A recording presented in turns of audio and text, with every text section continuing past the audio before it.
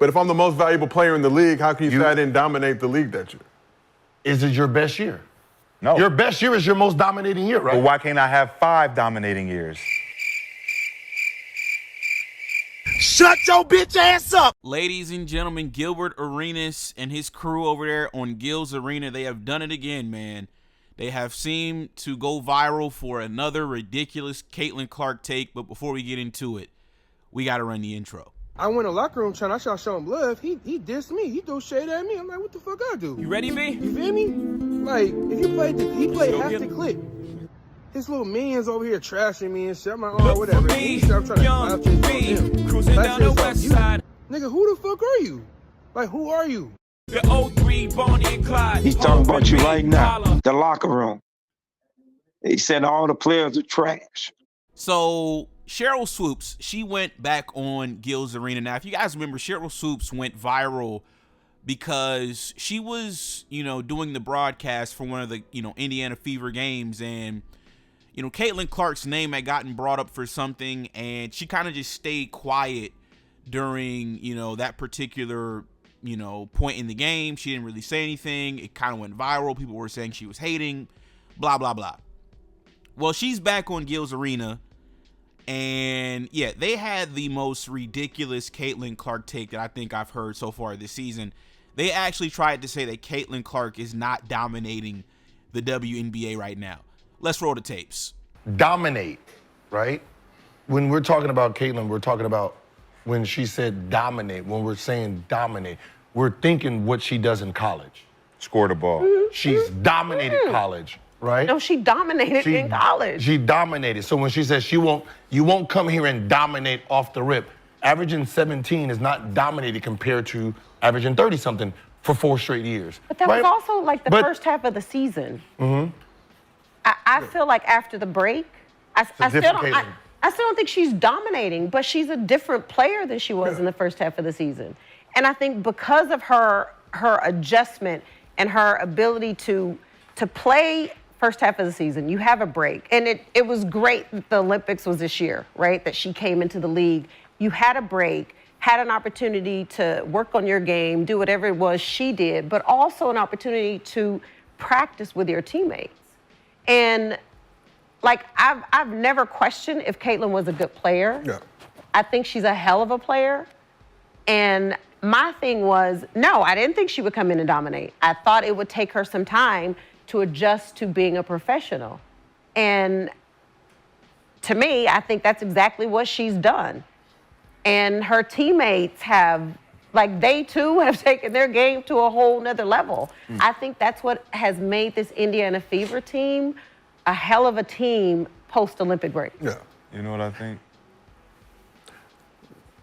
I think leading the WNBA in assists is dominating.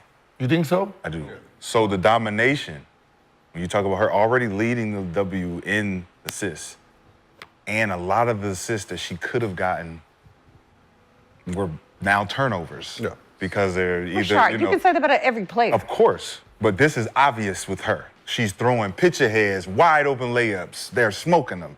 This could be 13 a game. This could be 14 a game. Like they're literally just dropping passes.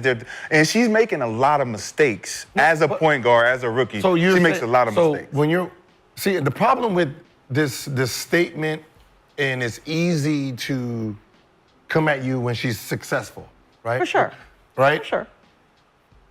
If we had a number, if we would have said, when we're talking about dominating with Caitlin Clark, what would those numbers have? What was the numbers? It would have been a scoring number.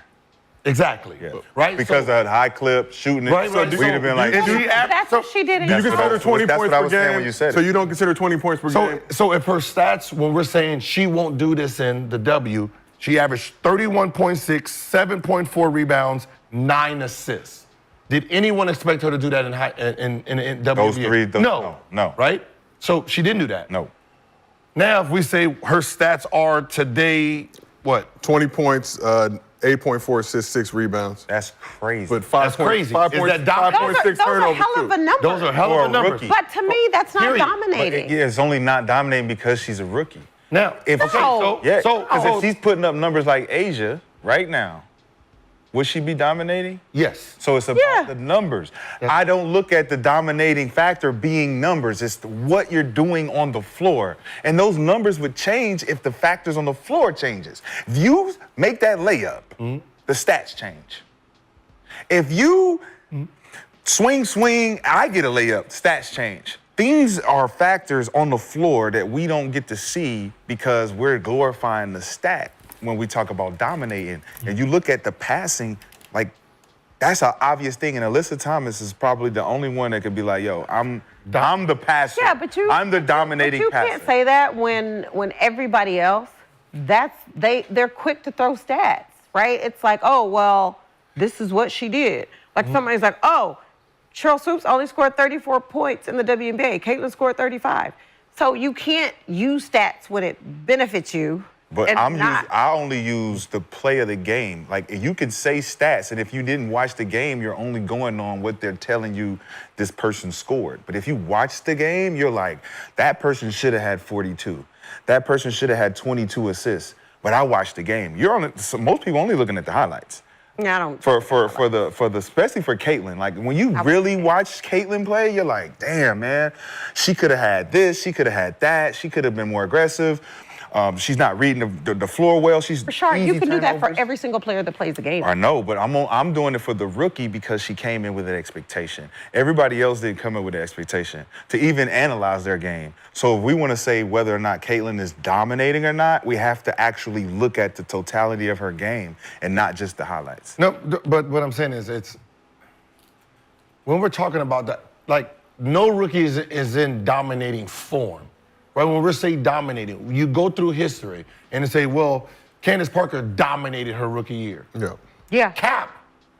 You don't feel that. She was great her rookie year. She was better than expected her rookie year. But if you take her rookie year compared to her dominating year, is it? Can we say But this? if you Can we win say the this? MVP, you wouldn't say that she dominated. Yes. So her best year was her rookie year? I'm not saying it was her best year, Was but her- if I it come was- in as it a was- rookie and I'm the was most it her best valuable year? but if I'm the most valuable player in the league, how can you say I didn't dominate the league that year?